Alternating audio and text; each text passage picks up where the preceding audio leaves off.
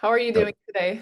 I'm good. How are you? I'm good. I'm good. A long week after TIFF, but doing well. Yeah. Did you get to see a lot of film? Yes, I did. Even though it's always rushed, I had Yeah. some time to catch some films, which is always a great experience. I love What it. was your what was your favorite one? It's hard to choose. They're all very different. I really enjoyed Christie. It was very, Oh, wasn't really? expecting. Yeah, I wasn't Dear, expecting. my dear friend played Don King. Oh, really? That's Yeah, amazing. Chad Coleman. Yeah, he sent me his red carpet, and I'm like, dude, you're in town. What are you doing? And he's like, I'm playing Don King, and I was like, holy crap! And then he showed me the reviews, and they're like out of this world. So Exactly. I wasn't expecting the film to turn out the way it did because of the nice. story. I thought it was going to be just another boxing film, but it's great. It's great. Oh, nice. Nice. Yeah. That's so good to hear. I'm so glad because I really love Chad. So I'm so glad he's in a good film. Yeah, no, it's great. I'm very excited to write a review about it. It's just it was great. I really want to watch it again too, just to pay more Nice. attention. Because every time you Did see you it for a second time, you spot different things. I always love to do that. did But you did you get a chance to see Frankenstein or no, I didn't. I want to. I I wanted to see that or the Aziz Ansari film with Keanu and Seth. That one I couldn't see it either because of time. I saw Eternity with Elizabeth Olsen, Miles Teller. That was a great comedy. Wasn't Nice. expecting to laugh so much. It was great. I've Nice. seen Couture with Angelina Jolie, which Oh, wow. so interesting. Yeah, it was mostly in French, which I Really? loved. Yeah, I speak French, so And it's easy for me. did she speak French well? Yeah, she did. Yeah, Oh, I think congratulations to she her. speaks French. That's why I mean, she. her last name is Jolie, so hopefully. Yes, it was a nice film. And also, the Scarlett Johansson film was great. Her directorial Nice. debut, amazing Oh wow. story, I very heard him. solid. Yeah. Yeah, so great selections as always. It's always hard to find the time to watch them all, but I tried to watch as many as I could. Oh, great. Good for you. I only got to see two films. So, Which ones? one was called Steal Away, Mm, yes. which was a Canadian film. Absolutely gorgeous. Like cinematography was like I don't know if you got to see it, but Mhm. very compelling story about it was set in a fantasy world, but it was based on a true story of a slave escaping from the 1800s. But the cinematography and the art direction was absolutely stunning. The acting, directing, everything was terrific. And the story itself. So it was a really compelling movie. And last night I saw um Easy's Waltz with Al Pacino and Vince Vaughn. Yeah, So, was and it? that was a wonderful movie. Like I had no idea what it was going into it. The producer who produced it invited me and I kind of went in blind, and Yeah. it was quite a surprising and powerful movie. I really liked it.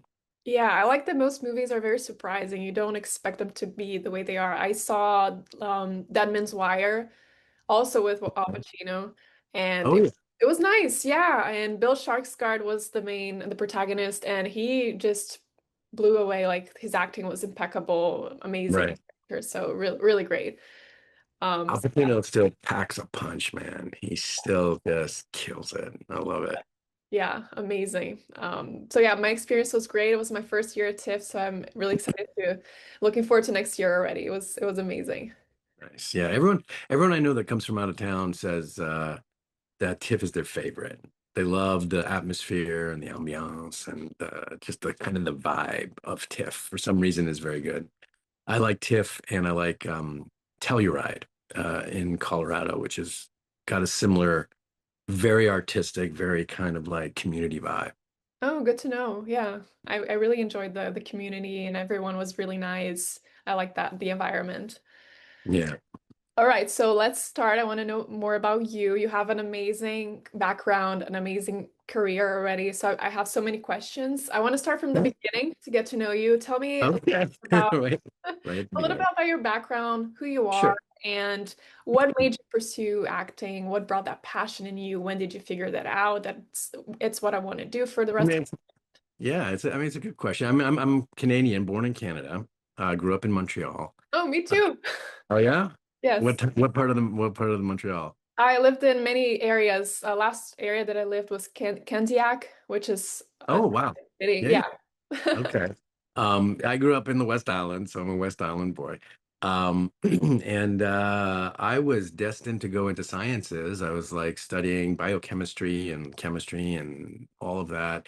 And I was in high school, and my English teacher, and I was a real nerd, and I was really kind of like everyone picked on me. I was very shy. And my English teacher stopped me in the hall and said, Anvar, I want you to audition for the play. He was a very flamboyant and boisterous guy. And I'm like, me? He goes, yes. And then he walked off. And I'm like, and I looked at my friend, I said, is he serious? And my friend says, you better do it or he's going to fail you. So they were auditioning for Hamlet. And so I did the monologue, the to be or not to be a monologue, and I took it very seriously. And I listened to all the tapes of all the great actors and everything. And I guess I did a pretty good job because I got the role. Wow. And I had no idea what I was getting into. I was terrified. I was absolutely like out of my depth. And he was such a great teacher and director. It transformed my life. Like Yeah. from going from someone who was really nerdy and shy and kind of introverted, and then all of a sudden that doing a play, doing Shakespeare, and doing Hamlet, 1,500 lines at the age of, I guess, 16 or whatever. It transformed me. I could never again not think about being an actor Yeah. after that. And so I was constantly distracted. I kept trying to do my studies, and I went to McGill. And my mom's a psychiatrist, so I tried to get into psychiatry as well. And in the middle of that, I decided I was going to audition for National Theater School, École Nationale. And I went to my mentor from high school and I said, this is what I'm thinking of doing. And he goes, I don't think you should. I don't think you have what it takes. And I'm like, what? He made me so mad that I went and auditioned and I got in. Wow. I don't know if he did it on purpose, Mm. but I will always be grateful to him because he started me on that path. And that was an incredible 3 years of training in Montreal. And then I realized because I'm an actor of color, um, that I started becoming aware of like typecasting. Yeah. And, I would never get auditioned for the roles that I wanted to play, those leads and that. And I Yeah. didn't understand it. And so one of the things I did was I started this theater company in Montreal, and it Wow. was a Shakespeare company. And I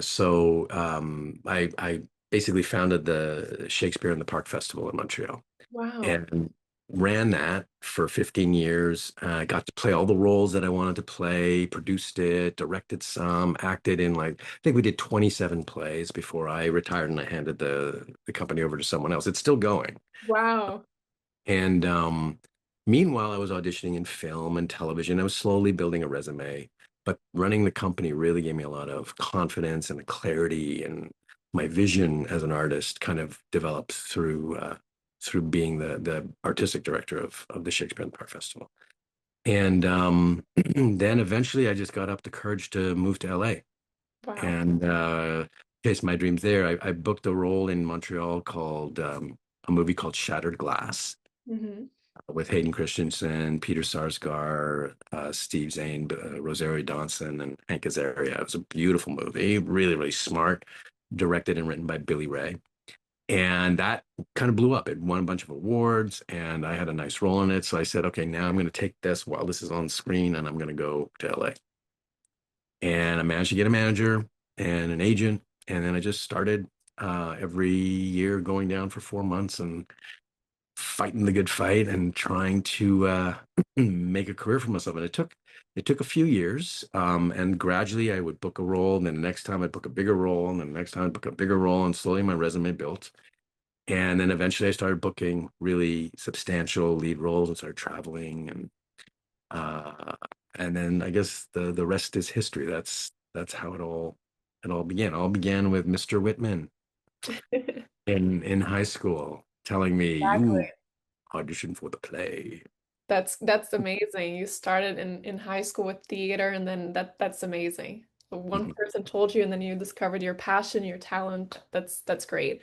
And you span across stage, screen, even voice work. You did some Mhm. voice work for video games too. Yeah, You yeah, did I love a it. lot of Yeah. different things, which is really cool. So, how did you go about all those different like series, films, theater, voice actor? What is the different approach that you do, or how do you Sure. prepare for those?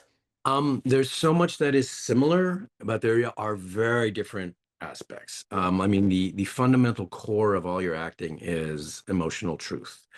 Um, Being rooted, being grounded, being in the moment, really being authentic, and using whatever it is you have in whatever role you're doing, whether it's voice or film or television or theater. Um, that being said, they each have very different demands. Theater, which is what I was trained in. I was trained classically at National Theater School. So Shakespeare, which is my love and my passion, it requires you to be completely connected. Obviously, the language is very challenging. It's not modern English, it's Old English. And if you don't understand what you're saying, the audience won't understand what you're saying. And typically you have these monologues that are massive and you have to project and reach 1,000 people, 500 people back of the room. So if you're like really brooding over your Macbeth monologue and you're just kind of quietly introverted and whispering your thing, nobody's gonna, like, maybe two people in the front row will enjoy your performance. Everyone else is going to be like, what what did he say? Like, I don't, and they're not going to get it. So you have to feel all the feels, but you have to, technique wise, you have to project it out, that's true. body wise, vocally, none of which is necessary on film. That's On film, your audience is right here. They're right in front of you. You can be as quiet and as intimate and private, and you don't even have to be aware of where you are yeah, because the camera will follow you and always see your eyes. Voice work, which I love doing because I can play anything. I yeah, can play a little kid. I can play an animal. I can play an 80-year-old man. I can play a heroic knight on a horse going to battle. I can play like a quirky little guy with an accent, and nobody is bothered because they don't see me. yeah. And I happen to have, a lot of fun with voices. I can do a lot of different kinds of voices. So I get to play everything that I've ever wanted to play, which I will never, ever play on camera. Exactly. So, and the difference about voice acting is you can't be as big as you do with film because in film and television, your body is a big part of your acting. So your eyes, your body, your hand gestures, your body language, it's all part of your thing. So you don't have that in voice acting. And Yeah, so your voice and your delivery, everything has to be in the voice, in the words. So you have a lot more nuances. You have to be much more in control of your instrument.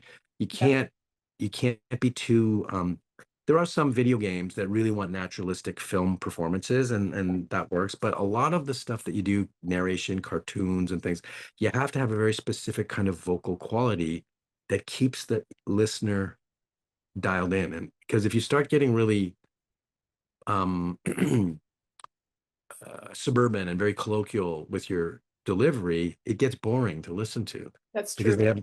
they have no visuals to keep them intrigued. So you've got to be very clear and precise, and you have to allow your voice to do some extra work to make it more exciting. You got to put much more into the voice. Exactly. And do you work with somebody to do voice work, or can you do it by yourself? Do you need someone there to train you for that?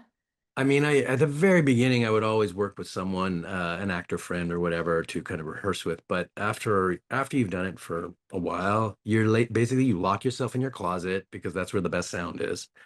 And you get your microphone and you just sit there for hours and you sweat because it gets hot, and you just do it by yourself. Yeah. And a lot of the times, auditions for voice work, um, it's like a scene with two, three, four people, but you only do your lines. Yes. And so your audition is just your lines. You don't even hear the other people's lines. It's all Wow. in your head. So you're reading the script and you read somebody's line and then you say your line. And then you read their line, you say your line. So all you're sending them is your lines. Wow. Yeah. So yeah, you're all alone. It's very solitary. And then even when you're shooting it in or you're taping it in the studio, let's say you're doing a big cartoon, um, 95% of the time you're alone. Wow. You don't get to act with the other actor. That's challenging. The only time I've ever done a scene with the other actors, it's very rare, was on Star Wars, Clone Wars. It's just because they have money. And so we had 8 actors in studio. We're all on microphones and headphones, and we're interacting with each other. Much more expensive to do that, and takes a little bit longer, but you get much better performances. Yes, that's true. But most of the time, you're listening to someone else's performance, or you're not listening to anything. You're just doing your lines. Wow. That And must as a be really director, hard. yeah, it's challenging, Yeah. but in some ways it's freeing because you get to do whatever pops into your head. Like you just get to do it the way you envisage it, and your director tweaks you a little bit and says, "Don't be so angry. Be a little bit louder. He's further away." Um, but it's a different skill. It's a different skill. Bed. Yeah, that's wonderful. And I want to talk about the series that you did, Expanse. Can you talk a little bit about that? How you got Sure. that role? How was it to be part of a great series that got a Yeah, space and all? Can you tell me about that experience? sure.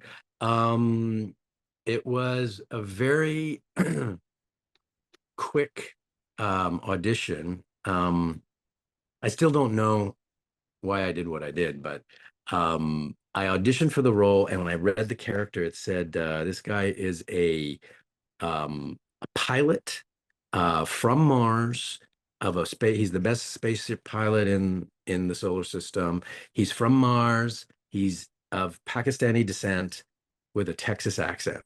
Wow. So I read that and I'm like, sign me up. I'm in. This is a great character. Yes. And so I did it. And it was like 2 or 3 scenes. And I really felt good about it. Like when I watched my audition back, I was like, okay, I did my best. And we sent it off. And then I heard back very quickly. And I think I was shooting something in Vancouver or whatever. I think I was shooting the series Olympus at the time.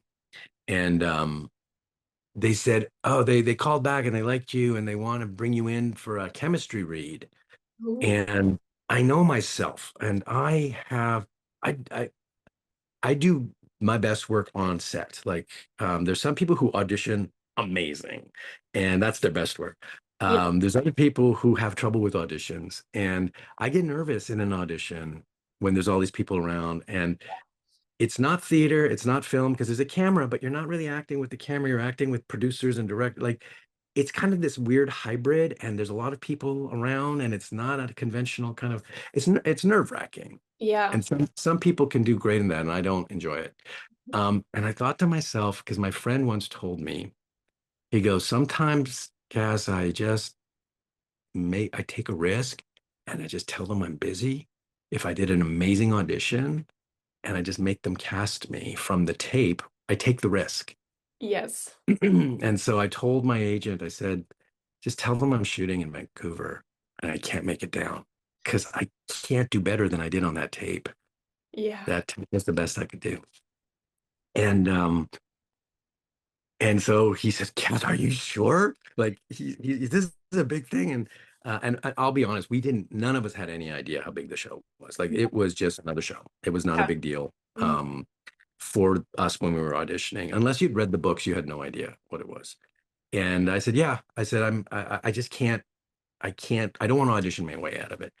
So he did that, and 4 days later, he called me back and he said, "Well, looks like it worked. Wow. They cast you from the tape." And I later found out from the creators, they said that when I said I'm shooting in VC or whatever, the creators apparently loved my audition so much. He said, "We were so scared about losing you that Wow. we were like, cast him before he gets booked on something else."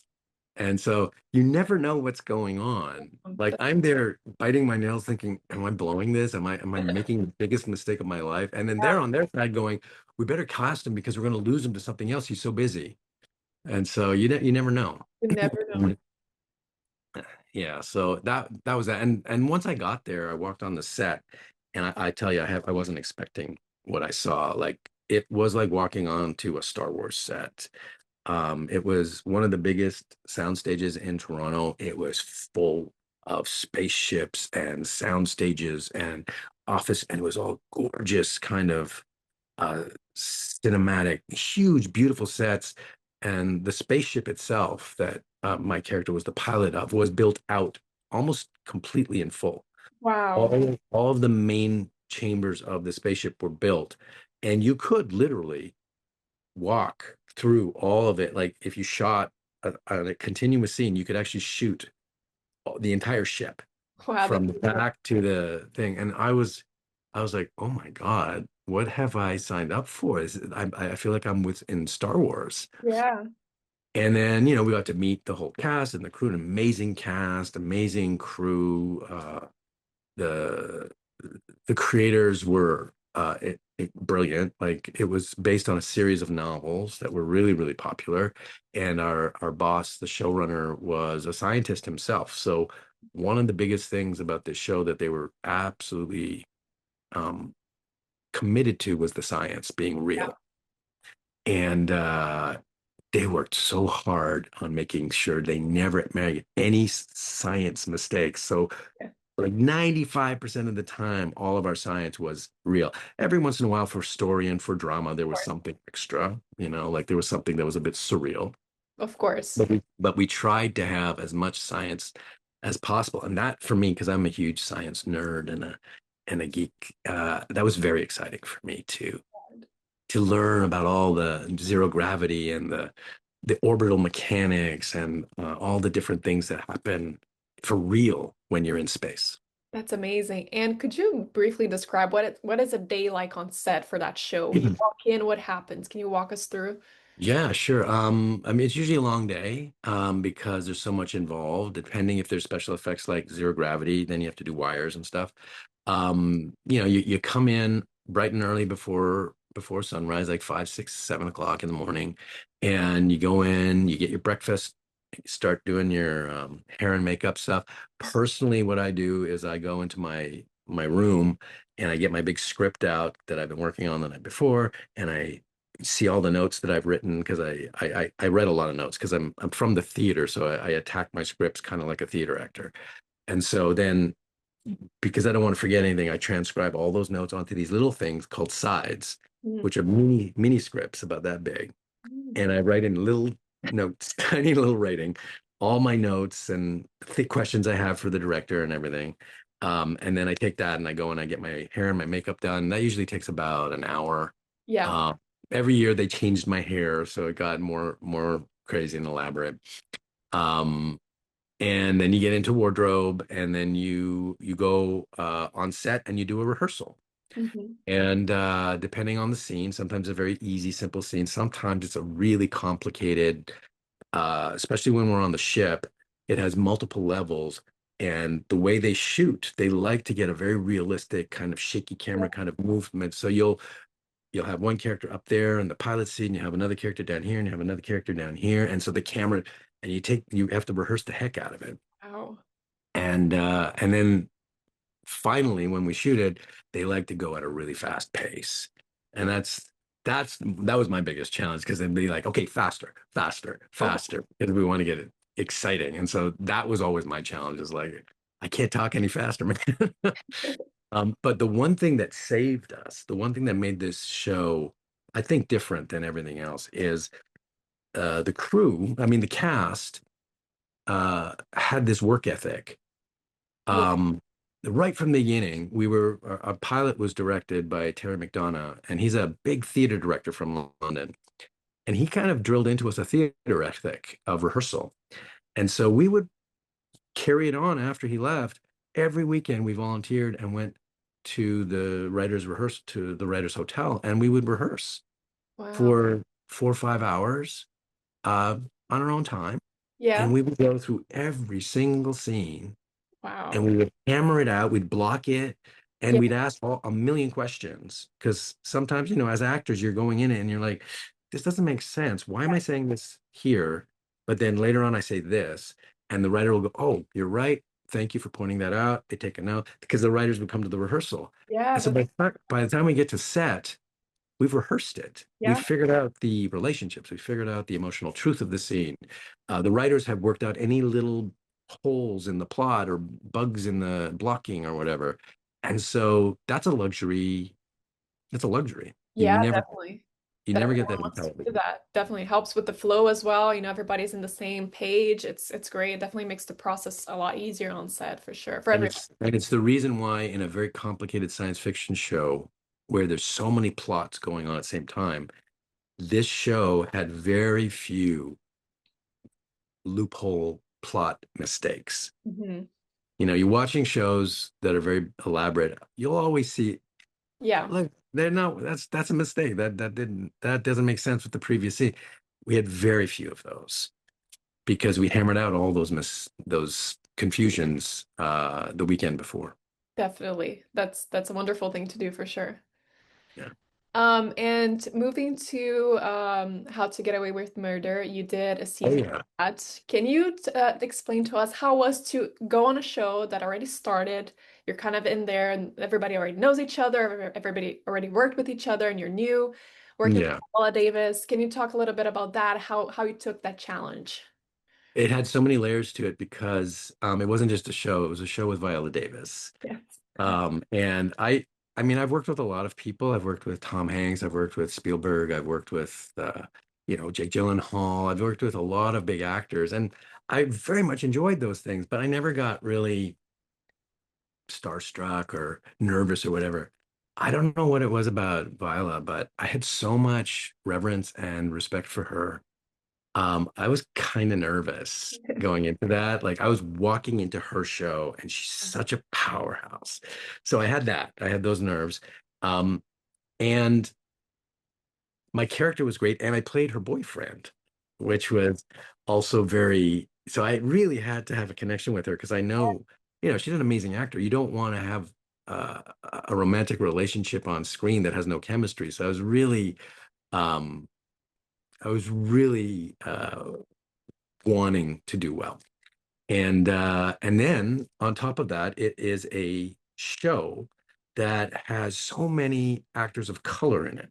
Yeah. And that was a new experience for me because everyone behind the scenes, the lighting, the camera, the makeup, the wardrobe, they were all used to working with actors of color. And I had not realized how different that is. Yeah. Just like my friends all told me when the shows came out, they said, "Oh my God, you looked so good on that show." Like what? I said, the lighting, the way they lit us, they were lighting for Viola, Wow. this beautiful black actress. Yeah. And as a result, all the rest of us who were not white, we got lit really well too and beautifully. And the makeup people, same thing. They know how to do makeup so that you don't look dark and shadowy and washed out or this or that. Yeah. So, and the costuming was all very, very great colors and rich Yeah. and textured and stuff like that. But it was all catered because the number one on the show was an incredible, Oscar nominated Yeah. uh, woman of color that set the bar, and everyone kind Def- of followed suit. And so that was a really wonderful, eye-opening experience. Was being on a show that really put a spotlight on the actors of color, which uh, I never realized how different that was. Yeah, that's interesting. And then working with her, she was a dream. She's so generous. I had suggestions. I said, "What do you think about if we did this?" She goes, "Oh, I love that idea. Let's bring director and let talk. He wants to do this." And he's like, "Oh, that's a great idea. Let's do that." So it was not at all. I didn't feel like a stranger or a guest. A lot of times when you're coming into a well-oiled machine, you're an outsider Yeah. and you aren't welcomed in. You kind of just go in, you do your lines. They all talk amongst themselves and work out stuff, and you just come in and you do your thing. And I don't blame them for it. It's not done badly. It's because you just don't have time, Yeah. and so you're just trying to get through it. But this was a beautiful experience. And the only other time I had that welcome was on a series called NCIS Hmm. with, with Mark Harmon. Yes. And Wasn't expecting it. Mark Harmon was probably one of the nicest guys I've ever met. Oh, that's Uh, he's like an amazing leader, and they'd be rehearsing, and he'd see me in my chair sitting. He goes, "Hey, Cass, come here. Hey, we're working out the scene. Come here, get over here. We want to work you in. What ideas do you have?" Like, and when I was sitting in the makeup room meeting him for the first time, he looked over at me, goes, Cass, right? Like he knew my name just from seeing me. We hadn't met before. And I shook his hands and he goes, "We love having you here." He goes, "How's that Shakespeare company coming along?" And I'm like, "What? that's wonderful. You looked me up, bro?" So I mean, I can't tell you how uh relaxing and disarming that is, just to be seen and Yeah. acknowledged when you walk on set by the lead actor and just embraced like that. Those experiences were really memorable and, made for a good performance. Yeah, and it should be like that in the film world and the creative world. We should always Mm. respect each other, respect someone new. It's how it should be because we're all Yeah. doing the same thing. We're all doing what we love, so we should all be happy and grateful to be doing what we love. Sometimes, There's so much time pressure and money pressure. Sometimes it can get away from you, but you're right. Absolutely right. yeah. So moving it to this year, you're having a busy year from Viper, Weight of Darkness to the film Doing It. Can you talk about these Mhm. projects, how this year's going for you? Yeah, absolutely. And there's actually the latest one, even after that, is called Foreign Tongue. So there's four films that I think are going to be coming out either this year or early next year. Um, yeah, it's like I can't imagine four more different films. Like there's nothing similar about any of them. Viper, it's written and directed by Mark Fermi, who's an amazing young up and coming director. He's like I, I, he's like like the next Taika. It's like he's a terrific young writer director. Um, and that's a post-apocalyptic, futuristic sci-fi military movie. I play a member of a covert operative military force. My character's name is Razor because he's a smart ass and he has a razor wit. And our lead captain is his code name is Viper, and he has a daughter who's dying of cancer. He needs the money. Like it's in the future where the whole world is owned by corporations. There's no government per se, and everything costs money. Medical treatment costs a lot of money, and he's looking at his daughter about to die, and he's given up on these operations. And finally, someone comes to him and says, "Hey, I got one last op for you. It's going to give you the money you need for that treatment for your daughter." And Yeah. uh, he doesn't want to take it, but he takes it, and he gets us all together to go into the jungles of some faraway place to destroy a lab that's making biological weapons. Wow. And so we all get together and we're hunting down the lab. And when we finally get there, we're about to destroy it. And then he sees people in beds and he grabs the guy and the doctor and says, "What are you guys doing here?" And they're not making biological weapons. They're making a cure for cancer. Wow. All cancers. Like it's an incredible thing Yeah. they've discovered from this flower that has grown because there had been some nuclear war happening, and the Yeah. radiation had changed some of the plant life. And one of the things that came out of it with this flower that was able to come up with a cure. And he was told to destroy it, and then we realized we were hired by a pharmaceutical company, Ooh. and they're trying to just eliminate the potential of them losing all their profits. Yeah. So that's basically when the movie kind of starts. And he steals the cure for his daughter, and we all run and we're trying to keep him alive. And all of a sudden, we are being pursued by the company and their henchmen. And so the whole movie is about us staying alive, keeping our buddy alive, trying to get him home with the cure for his daughter. Wow, that's a great story. Yeah, it's super exciting. Very action packed, lots of kind of military stuff going on, and really, really good writing, really good storytelling. Wonderful. So I won't tell you how it ends, obviously, No. but that's Viper. Weight of Darkness. Nothing like that.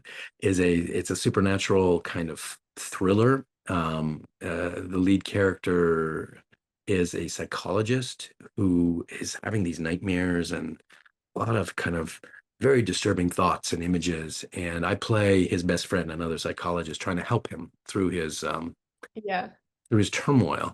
And as you go deeper and deeper into the story, his visions and his nightmares they get worse and worse and worse. And he's starting to lose a grip on reality, and then these new very strange characters come into the story, and all of a sudden you realize that the things that he's been dreaming were not necessarily all fake and not all dreams, Wow. and it suddenly just turns into this supernatural horror movie. And then um, he, realizing he's not going crazy, has to try and save his daughter who was kidnapped by these supernatural forces, and kind of put an end to all this darkness that has come into his life. That's great. I love a good suspense horror thriller. I love that genre. That's And great. again, that one also written and directed by Mark Fermi, the same director of Viper. Wow, that's wonderful. That one is going to be huge. I love that Yeah. story. Yeah. Um, then we have Doing It, which I don't know if you know Lily Singh. Yes, of course. She's like a homegrown Canadian talent. Started off, I guess, doing influencer stuff, like all these hilarious comedy videos on online, and she just blew up and got brought to LA. Has her own show. I think she's even doing. She's got products and all sorts of crazy things. And then this is her first film. She wrote and she's producing and she's starring in, Hmm. and it is an absolutely insane, controversial, provocative comedy. Yes. It's hilarious. And I have to say, like, it's really good. Like, I watched it a week ago, and I was very impressed. Like, the writing was tight, it's funny, and she took a lot of risks. She did not pull any punches. The basic premise is kind of along the lines of like a 40-year-old virgin story, except an East Indian young woman Yeah. uh, in her 30s. And what I will say, without giving anything away, um, the first 10 minutes of this movie, I've never seen anything like it. Woo, okay. Interesting. Yeah. Yeah, I was kind of looking at the screen going, oh, that happened. Wow. Okay. Intriguing. Okay. So when it sets the tone for the movie, and yeah, it's very, very courageous. That's great. You should be bold when you're starting in this industry. So good for her. Well, she was bold. Definitely, she was bold. Good to know. I'm curious to watch it when it comes out. Very, very good, very funny. And the role I play Farhad, the very sweet, innocent neighbor next door that has a Amazon package dropped on his doorstep by mistake. So he brings it over to their house, and then he meets her mother. Her Mm, mother is a single mom who has never been dating, and they kind of develop this sweet little kind of like romance. right. And while Lily's character is frantically trying to figure out her identity as a woman, these two are just kind of like, just like little lovebirds starting a Nice. romance. That's nice. Um, yeah, so it's a very, very sweet movie and a very funny movie. So I think people will love it. Yeah, I think so too. It's a different story and we need different, so that's good. Absolutely. And then the last one is Foreign Tongue, which I don't know if you even knew about, and that's a movie that deals with um, the struggles of immigrants, Interesting. people coming to Canada Yeah. who don't speak English as their first language, Mhm. and all of the challenges and the struggles they have integrating into society and getting work. And very, very common story. The character I play is a highly educated engineer from Iran who Mm. comes here, and he's a plumber Yeah, because all of his education, all of his university teachings, all of his degrees, they mean nothing it's here. very realistic portrayal. And they say he has to go back to university for 4 years to be allowed to work. And so there's a lot of emotion and a lot of struggle and a lot of uh, kind of provocative questions that are asked. And the lead character, which is a very interesting thing, the lead character is a Canadian woman born in Canada uh, who gets hit on the head. And apparently, this is a real thing. There is a condition called foreign accent syndrome. Mm, And she gets knocked out and she wakes up and she has this thick Russian accent or Slovakian accent, and she doesn't know how to stop. really? And she can't speak English properly. And it's you think it's fake, but you look it up online and it's a real thing. And Wow. so she is a job placement person. So she's someone who's putting people in jobs, and all of a sudden she's losing jobs for herself because people don't want to hire her because she can't speak English properly. And Wow. so she gets put into a speech therapy class, which is where she meets all of us from all different countries Yeah. and introduces herself as this Russian person, this Slovak person, and and then that's where the movie ensues. Is she's discovering what it's like on the other side of the coin Wow, that's after living her whole life speaking English perfectly. wow, that's genius. And it shows the reality of any immigrant nowadays that moves somewhere. That's wonderful. That's a story that needs to be told. And it's also Exactly. pretty funny with her not knowing what's happening. So that's great. Exactly. And it is a comedy. So there's a lot of really it's a serious subject, but it deals with it in a very comedic way. I love that when we deal with something serious but in a comedic way. I think it makes it more interesting. So that's wonderful. I'm looking forward to that one too. Absolutely. And can you talk a little bit about your TIFF experience this year? Sure. Just Yeah. in general, how it was. Yeah. I mean, I've been here, I've been coming to TIFF for a few years. Like I'm really fortunate. I got to premiere my first movie Room here, which was an Oscar winner with Brie Larson. Oh, actually, no, Shattered Glass. Actually, TIFF I think uh premiered before that, and Room, and then The Lie. So I've done like three or four TIFFs with a film in the festival. So that was always really exciting. Yeah. This year, I came to promote these four films, and I got to see an amazing, beautiful movie called uh, S- S- uh, Stay Away. I forgot what the name was. I think it's Steal Away. Steal away. Steal Away. And it is a Canadian movie, and it is set in kind of a fantastical fairy tale fantasy world, but it's dealing with a very real story of a slave trying to escape from her circumstances. Um, and it's shot in such a magical way. Like it's almost like a fairy tale, and it was captivating. It's beautiful. I told the producer, who's a good friend of mine, Damon D'Olivier, um, I told him it was like watching a poem. Yeah. And he was like, thank you so much. Because that's that they were really going for something really poetic with that. And then last night I got to watch Easy's Waltz. Easy's Waltz is kind of a story about a lounge singer who's really hard on his times, and it's starring Vince Vaughn and Al Pacino. And had no idea what I was getting into when I walked in, and uh, it ended up being an amazingly entertaining movie about this lounge singer who really hard on his luck, just basically at the end of his career, and then some little magical thing happens that just turns his life around, and it's kind of like Cinderella, going from one end to the other. But meanwhile, he has all this darkness happening underneath it. And Vince sang like Wow. like a dozen songs, like big belting kind of show tunes. It was really quite surprising. He did pretty good.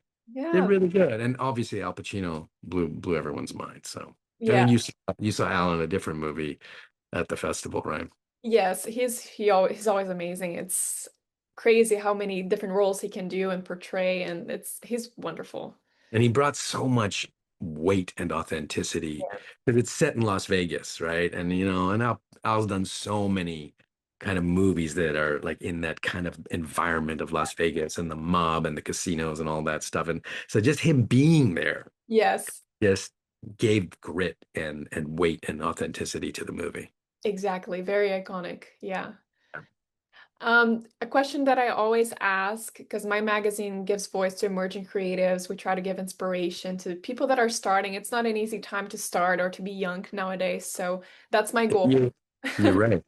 I'm also a filmmaker, so I try to push those ideas in and help others that are starting or are finishing school or don't know what to do. So I want to Mhm. ask the same question. What advice would you give to young actors out there I'm a real downer. I'm a real downer that are because starting, don't know where to start, or maybe are not living in LA, don't know what to do, don't have resources? What would you do? What okay, advice I'll give you the tough love version, okay? please? Because I don't believe in candy coating it in this business because Yes. it's too hard. So whenever anyone asks me, what should I do to get started, I just say don't. And I'll tell you, but I told you why. Like that's what my high school theater teacher told me. He said, don't. You Yeah. don't have what it takes. Yeah. And I had to prove him wrong. Exactly. And that's the second part of my advice is that unless you go to bed thinking about your craft, wake up in the morning thinking about your craft, constantly your mind is churning and you've got this unrelenting passion Yeah. that the fire can't be put out. Unless you have those things, don't do it Yeah. because it is such a hard industry, especially if you're a filmmaker. Like it's hard enough as an actor. Like, Yeah. 98% rejections. We audition our faces off and we get rejected, reject, reject, reject. Like no normal person could take the amount of rejections that we get. But if you're a filmmaker trying to produce, it's even harder. Yes. Getting a script, writing a script, finding the money, finding the talent, and then shooting. Like it's like one challenge after another challenge. The type of personality you have to Yeah. go from beginning to end and finish that movie. And then once it's shot, editing it, Yes. post-production, sound, color correction, edit, all that stuff. It's like three lifetimes, right? Exactly. Very few people have that relentless drive Yeah. where nothing can stop them. Exactly. And if they don't have that drive, they're going to be miserable. Exactly. So I try to discourage people who just think it's all glamorous and glitzy, and it's fun. Like I have so many people asking me, like, how do I get into voice acting? I really want to just do video games. And I'm like, do you honestly think it's fun? It's not that fun. It's fun once the video game's out and everything, and once you get really good at it. But Yeah. it is hours and hours and hours of sitting in a closet and just voice acting and you have to train and you have to do this and so I discourage because we don't need those people in the zeitgeist. We only want the serious artists. Yeah. So those of you who that resonates with you, that passion, Mhm. then it's this catch 22 is how do I get experience when I don't have experience? Everyone wants experience. Like, and I don't even know how I did it. Like I didn't have experience, but somehow I created my own work. I created a Shakespeare festival. I Yeah. got confidence. I auditioned and auditioned for every little tiny thing. And then when I made those little tiny things with one line, I made sure to make friends with the director and the producer so that they could think about me for the next role. And it worked. So it's such a 24 hours a day job. It's like you act, you network, you create relationships, and then Yes. you build and you build and you build. And then eventually all of a sudden, boom, you get an agent, and then they start networking you, and then they have a few pieces of footage that they can show to people what you did, and then you start getting momentum. It's that Exactly. very first part where you don't have experience, you don't have representation, and you have to be absolutely relentless and inexhaustible and creative and just find ways to get things done and to be seen and to make an impression. Yes. Exactly. This is a question I'm curious to ask. Is an actor born good, or are you trained to be good? Is it possible Um, to be trained, or you have to be born with I that? would say to both of those, yes. Mhm. Um, like one of my best friends here in Canada, she's an amazing Toronto actress. Her name is Pamela Sinha. Um, like award-winning playwright, award-winning actress, Yes. Deborah Awards and all of that, and feature films and all of that. Um, this woman is a born artist. Like because I went to school with her at National Theater School. And before she was trained, she was brilliant. And then after she was trained, she was more brilliant.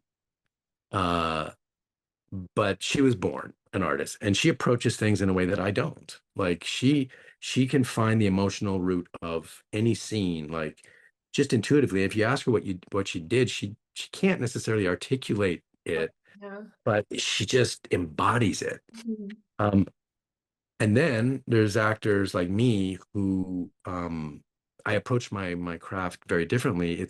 It's from the outside in. I figure out the motivations, I figure out the physicality, I figure out um his history, his background, and then I work in the mirror and then slowly I get to the core of him. And then once I find his core, then I live in him.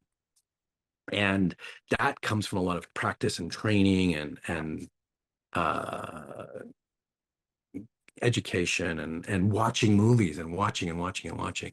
So they're both. There's two different kinds of actors, Okay. and there's probably more than two different kinds, but those are the main kinds. The ones that are just organic, natural, just spontaneously do it. And then there's those of us who are very crafty and outside in. They call it outside in or inside out. Okay. Interesting. Yeah. And what are your future plans? What do you have in mind for the upcoming years? Is there a role that you really want to play or a movie you really want to be part of in the future, a specific genre? Well, what are your goals?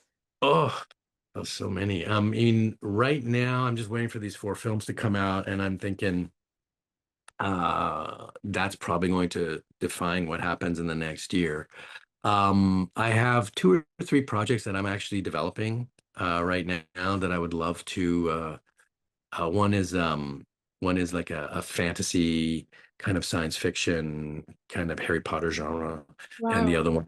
um, the other one is a kind of a Jason Bourne 24 type political spy intrigue series. And Cool. so I'm working on both of those while these films come out and while we're waiting for, the next thing to happen. Awesome. Is there anything else you'd like to share? Those are all the questions that I had, but if I skipped on something you wanted to mention. I don't think so. I think that's really it. I really feel like 2025, 2026 is going to be a very interesting year. I know it's been a very challenging year for a lot of people. I know there's a lot going on in the world. Yeah. And I guess what I would say is like the arts have suffered a lot in the last 12 months. I think with the pandemic, with the strikes, and with a lot of cuts that have happened in both Canada and the United States towards the arts, it's really hard to be an artist and it's really hard to do good work. So I guess the only thing I would say is that everything comes in waves, everything goes in cycles, Yeah. and just like being an artist, you cannot be defeated. You just have to dig your heels in. You got to dig a trench. You got to find a way to survive. Yes. And you have to wait for the cloud to pass. The sun will come out again, and there will be another rebirth of creativity. Exactly. That's well said.